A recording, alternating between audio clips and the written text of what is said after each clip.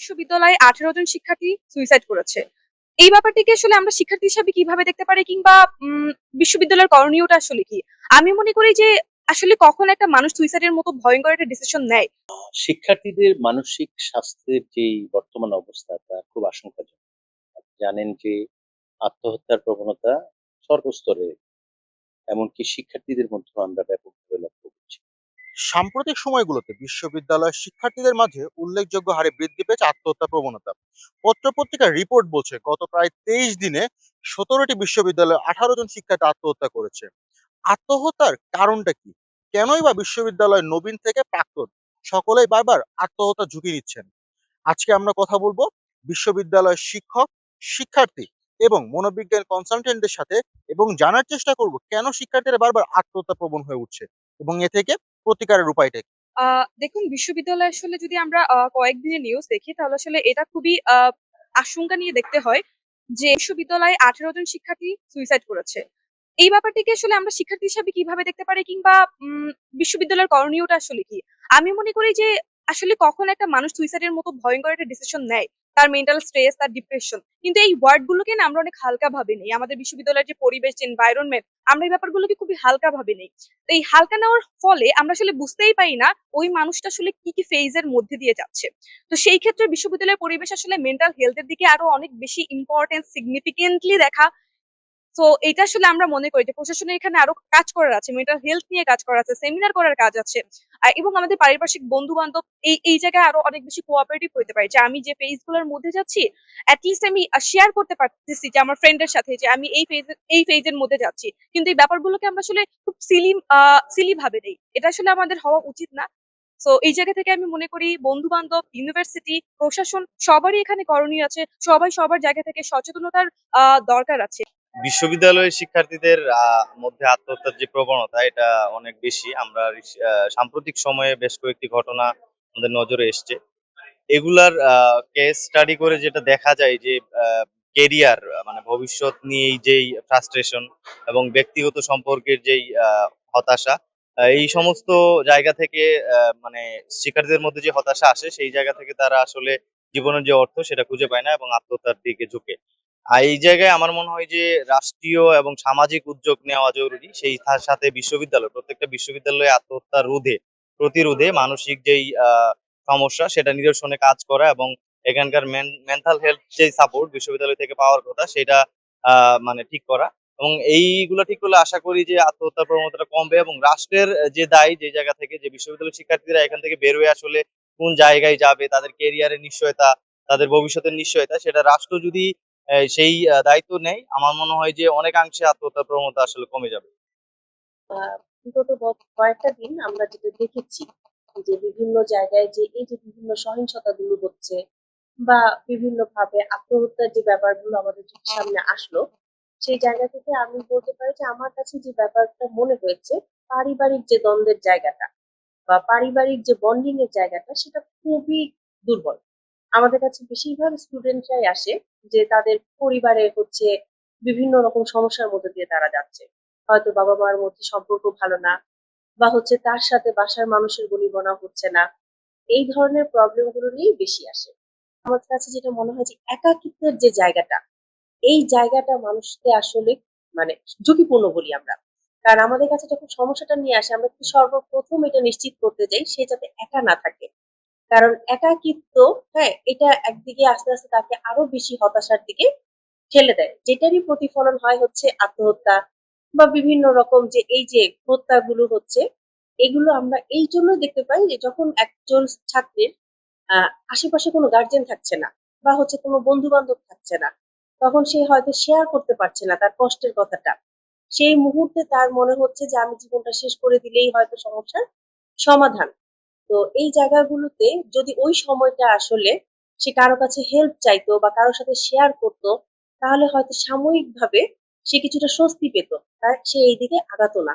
আর শিক্ষার্থীদেরকে আমরা বলি সোশ্যালাইজেশনের যে বিভিন্ন প্রসেস গুলো আছে, তারা যদি সেসবের মধ্য দিয়ে যায়, যেমন একজন ছাত্র যখন সে বিশ্ববিদ্যালয়ে আসছে তার কিন্তু একটা গ্রুপ হচ্ছে, হ্যাঁ, তার কিছু গ্রুপস থাকে, তাদের সাথে যদি সে অ্যাক্টিভ থাকে, তাদের সাথে গল্প করছে, পড়াশোনা করছে বা বিভিন্ন সংগঠনগুলোতে তারা যদি যুক্ত হয়, যখন তার লাইফ অ্যাক্টিভ হচ্ছে, আমরা বলি অ্যাক্টিভ মাইন্ড অ্যাক্টিভ হেলথ। হ্যাঁ, যখন তার মাইন্ড অ্যাক্টিভ হচ্ছে, তার স্বাস্থ্যও কিন্তু অ্যাক্টিভ হচ্ছে, তার মধ্যে এই ধরনের হতাশাগুলো আসছে না। কিন্তু যখন একজন ছাত্র কোনো জায়গায় এসে অ্যাডজাস্টমেন্ট করতে পারছে না, সে নিজেকে সরিয়ে নিচ্ছে, তার সোশ্যালাইজেশনে ঘাটতি আছে, তখনই কিন্তু তার এই ধরনের ঘটনাগুলো হচ্ছে। তো এসব ক্ষেত্রে আমরা সর্বদাই বলি যে তাকে অ্যাডজাস্টমেন্ট পাওয়ারটা বাড়ানোর জন্য, তাকে সময়ের সাথে কোপ আপ করার জন্য, যদি কোনো সমস্যা হয় প্রফেশনালদের কাছে যাওয়ার জন্য, অথবা বন্ধুদের সাথে শেয়ার করার জন্য। কারণ যে যত বেশি শেয়ার করতে পারে তার মধ্যে তত বেশি এই যে এই ধরনের সাইকোলজিক্যাল প্রবলেম গুলো কম হয়। আচ্ছা না, এই মুহূর্তে আমরা আসলে বেশ কিছুদিন ধরেই হচ্ছে এই সুইসাইডের বিষয়গুলো হচ্ছে দেখতে পাচ্ছি। এখন সুইসাইডকে আমরা অনেকটা হচ্ছে বলি ছোঁয়াচে রোগের মতো। যে একজন যদি হচ্ছে সুইসাইড করে একই রকম যে আমার অনেকদিন ধরে মন খারাপ, আমি নিজে অনেক কষ্টের মধ্যে আছি, আমি আমার কষ্টটা কারো কাছে শেয়ার করতে পারছি না, প্রকাশ করতে পারছি না, আমি কোনো সমাধানের উপায় খুঁজে পাচ্ছি না। তখন একজনকে যখন আমি দেখছি যে এরকম একটা মাধ্যম হচ্ছে সে বেছে নিয়েছে, একই ধরনের মাধ্যম হচ্ছে আরেকজনও হচ্ছে করার চেষ্টা করে। আমরা এই জায়গাটা হচ্ছে দেখি সবসময়।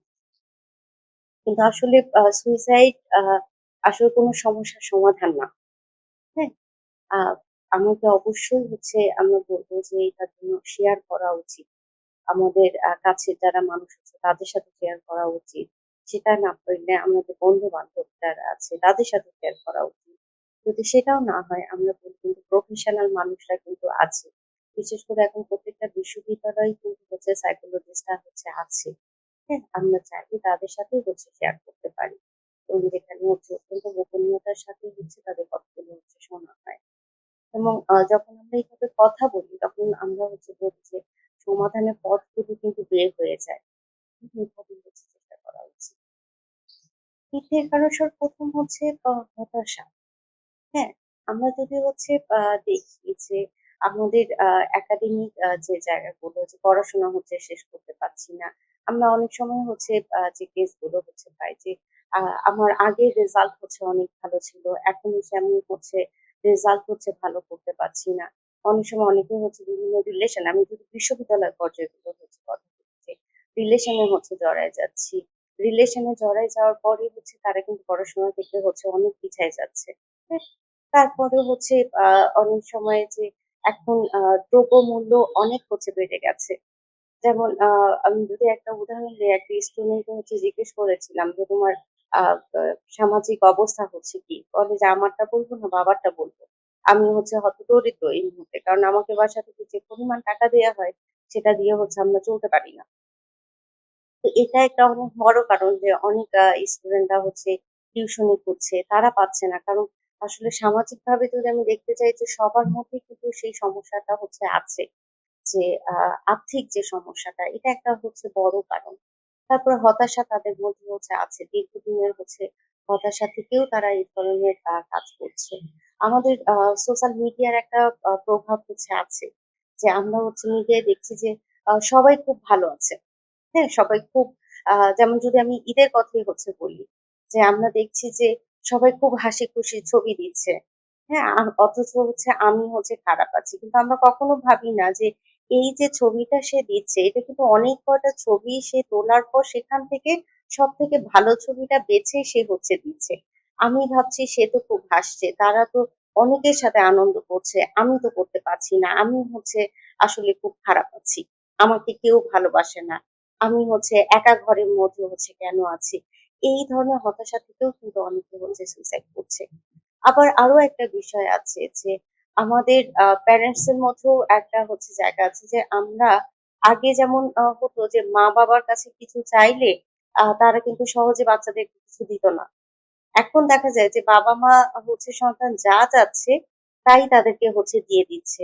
এখন এই যে বাচ্চাদেরকে বিভিন্ন জিনিস তারা দিয়ে দিচ্ছে, একটা পর্যায়ে বাচ্চা যখন বড় রকম কিছু ডিমান্ড করে ফেলে, ফ্যামিলি যখন সেটা হচ্ছে দিতে পারে না, তখন কিন্তু তারা আত্মহত্যার মতো পথ বেছে নেয়। আমরা দেখেছি ক্লাস 3, 4 এর হচ্ছে বাচ্চারা এই ধরনের সুইসাইড করছে। কি মোবাইল চেয়েছে তাকে মোবাইল দেয়া হয়নি। মোটরসাইকেল চেয়েছে তাকে দেয়া হয়নি এজন্য সে হচ্ছে সুইসাইড করছে। তার কারণ কি? যে তারা সবসময় যা চেয়েছিল তাদেরকে তা হচ্ছে দেয়া হচ্ছে। যে জন্য তারা যখন কোনো কিছু পাচ্ছে না তখন তারা অনেক বেশি হতাশাগ্রস্ত হয়ে যাচ্ছে এবং সেটা কাজ থেকেও এই ধরনের কাজ করছে। সাম্প্রতিক সময়ে জাহাঙ্গীরনগর বিশ্ববিদ্যালয় সহ দেশের প্রতিটি বিশ্ববিদ্যালয়ে আমরা বেশ কিছু অনাকাঙ্ক্ষিত ঘটনার প্রতিচ্ছবি দেখতে পেয়েছি। আমরা দেখেছি জাহাঙ্গীরনগর বিশ্ববিদ্যালয়ের পবিত্র ঈদ উল ফিতরের ঠিক আগ মুহূর্তে, অর্থাৎ ঈদের ঠিক ২ দিন আগেই জাহাঙ্গীরনগর বিশ্ববিদ্যালয়ের আর্কিওলজি ডিপার্টমেন্টের ৫০তম ব্যাচের শিক্ষার্থী কনিষ্ক মাঝি তার নিজ আবাসিক হলে, শেরেবাংলা হলে আত্মহত্যা করেছে। এর আগেও কিন্তু আমরা দেখেছি ফাঁকা ক্যাম্পাসে অনেক শিক্ষার্থী এরকম আত্মহত্যার মানে অ্যাটেম্প্ট নিয়েছিল। আমরা মনে করি জাহাঙ্গীরনগর বিশ্ববিদ্যালয় সহ দেশের প্রতিটি বিশ্ববিদ্যালয়ে শিক্ষার্থীরা দীর্ঘদিন যেই একটি মানসিক যন্ত্রণায় ভোগেন বা অন্য যেই মানসিক স্বাস্থ্য বিকাশের জন্য শিক্ষার্থীদের এই সেক্টরে প্রশাসন এবং অন্যান্য ছাত্র সংসদগুলো যেগুলো আছে সেগুলো কাজ করা দরকার। আমাদের জাহাঙ্গীরনগর বিশ্ববিদ্যালয়ে শিক্ষার্থী কল্যাণ এবং পরামর্শদান কেন্দ্রের অধীনে যে সকল সাইকোলজিস্ট আছেন, তারা কিন্তু ইতিমধ্যে যে আত্মহত্যার পিছনে বেশ কয়েকটি কারণ তারা উল্লেখ করেছেন। এর মধ্যে সবচেয়ে বেশি বড় সমস্যাটি সেগুলো তাদের পারিবারিক জটিলতা। এটি কিন্তু একজন শিক্ষার্থীকে যে কুরে কুরে খায় এবং তাকে আত্মহত্যার দিকে দিন দিন ধাবিত করে। এর পাশাপাশি আমরা দেখেছি জাহাঙ্গীরনগর বিশ্ববিদ্যালয়ে প্রেম ঘটিত বিভিন্ন সমস্যা থেকে কিন্তু অনেক শিক্ষার্থী বিভিন্ন সমস্যায় ভোগেন। তো আমরা আপনাদেরকে অনুরোধ করবো, বিশেষ করে আপনারা ক্যাম্পাসে যখন আসেন তখন সঙ্গী নির্বাচনের ক্ষেত্রে বা আপনার বন্ধু নির্বাচনের ক্ষেত্রে আপনার সর্বোচ্চ সতর্কতার সাথে নির্বাচন করবেন। এবং মাদকের সাথে এই জাহাঙ্গীরনগর বিশ্ববিদ্যালয়ের অনেক শিক্ষার্থী জড়িত হয়ে তাদের যে সুন্দর আগামীর যে একটি সুন্দর যে জীবন, সেই জীবনটি কিন্তু তারা অকালেই হারিয়েছেন। এবং আমরা দেখেছি অনেক শিক্ষার্থী যে মাদকাসক্তের ফলেও তারা কিন্তু বিভিন্ন সময় যে আত্মহত্যার মতো যে একটি আত্মঘাতী সিদ্ধান্তের দিকে ধাবিত হওয়ার চেষ্টা করেছেন। যে বেশ কিছু ঘটনা কিন্তু ইতিমধ্যে আমাদের কানে এসেছে। তাই আমরা সবার প্রতি উদাত্ত আহ্বান থাকবে, আপনারা দয়া করে পারিবারিক কোনো জটিলতা বা কোনো রকম সমস্যা যদি থাকে সেগুলো আপনারা আশেপাশের মানুষজনদের সাথে একটু শেয়ার করবেন। তো আপনাদের যারা সিনিয়র আছেন, ছাত্র সংসদ আছে, আপনার ডিপার্টমেন্টের শিক্ষকরা আছেন, যাদের সাথে আপনি আসলে কথাগুলো ইজিলি শেয়ার করতে পারবেন, তাদের সাথে এই কথাগুলো অবশ্যই বলার চেষ্টা করবেন।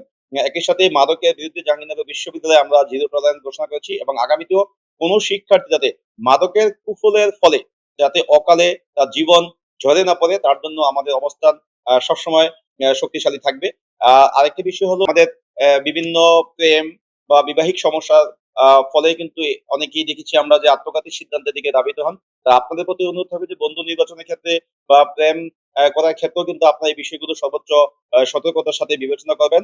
একই সাথে আপনারা পড়াশোনা শেষে যারা বৈবাহিক সম্পর্কে আবদ্ধ হন, তারাও এই বিষয়গুলো সম্পর্কে অবশ্য সর্বোচ্চ সতর্ক থেকেই কিন্তু পরবর্তী সিদ্ধান্ত নেবেন। আশা করি আপনারা যদি এই বিষয়গুলো সঠিকভাবে করতে পারেন তাহলে আমরা অনেক শিক্ষার্থীর জীবন বাঁচাতে আমরা সক্ষম হব এবং কোনো শিক্ষার্থী অকালে তাদের মূল্যবান জীবন, তাদের পরিবারের আশা, পরিবারের ভরসা সেটি কিন্তু তারা নষ্ট করবেন না এবং আত্মহত্যার মতো একটি আত্মঘাতী সিদ্ধান্তের দিকে তারা ধাবিত হবেন না।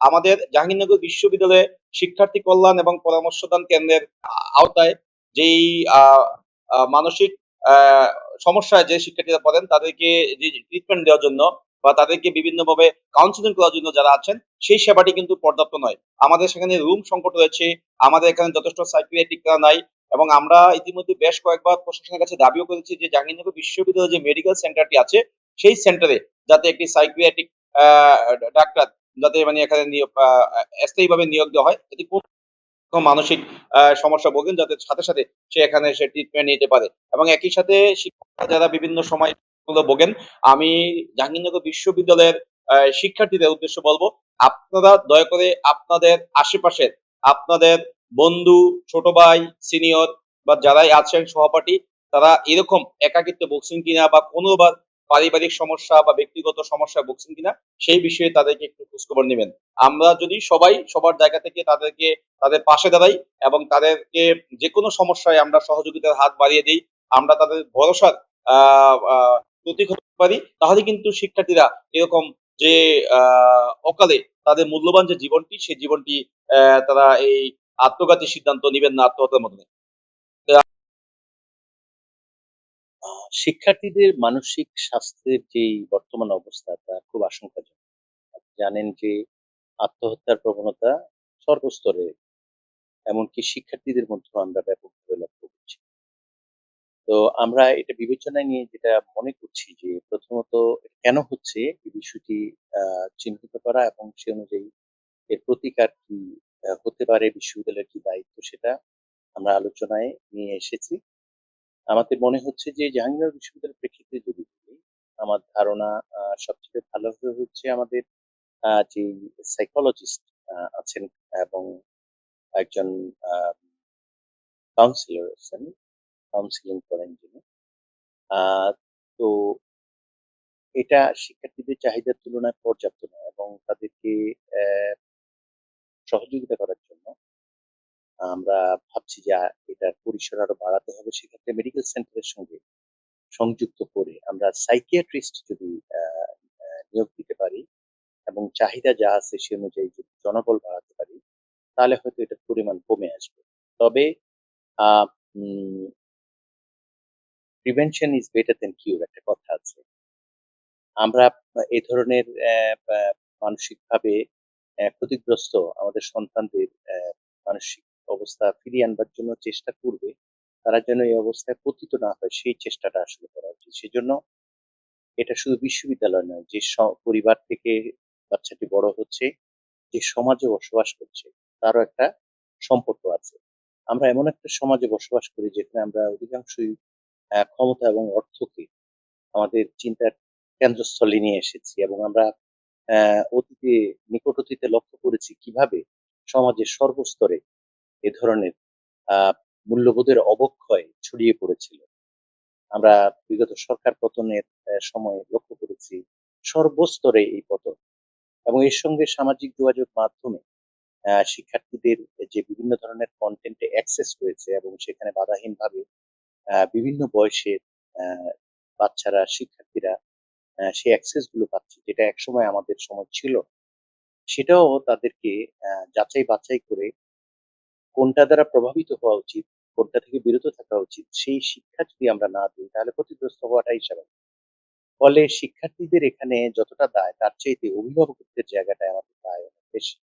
আমরা অবশ্যই এটার আহ, কিভাবে এটাকে আসলে এই সংকটকে দূর করা যায় সেখানে চেষ্টা করব। তবে এই সংকটে যেন পতিত না হয় সেই জন্য আমাদের পরিবার, বাবা মা, বিশেষ করে সমাজ, শিক্ষা প্রতিষ্ঠান সর্বস্তরে আমাদের অভিভাবক যারা আছে, বিশেষ করে বাবা মা, শিক্ষক এবং সমাজে যারা বিবেক আছেন, তাদের সক্রিয় হতে হবে এবং এমন একটি সমাজ বিনির্মাণ করতে হবে সকলে মিলে, যেটা একক ব্যক্তির কাজ নয়, এটা একটা টিম ওয়ার্ক। সেই সমাজে, সুস্থ সমাজে যদি একটা বাচ্চা বড় হয়, স্বাভাবিকভাবেই তার মনোদৈহিক বিকাশ যেটা, সেটা স্বাভাবিক হবে। আমরা চাই, আমরা বিশ্ববিদ্যালয়ের পক্ষ থেকে চেষ্টা করব আমাদের যে সার্ভিসটি আছে সেটা আরো প্রচার করার জন্য, যাতে শিক্ষার্থীরা এই সেবাটা গ্রহণ করতে পারে। এই সার্ভিসের সুযোগ বৃদ্ধি করার চেষ্টা করব, কিন্তু এটাই সমাধান নয়।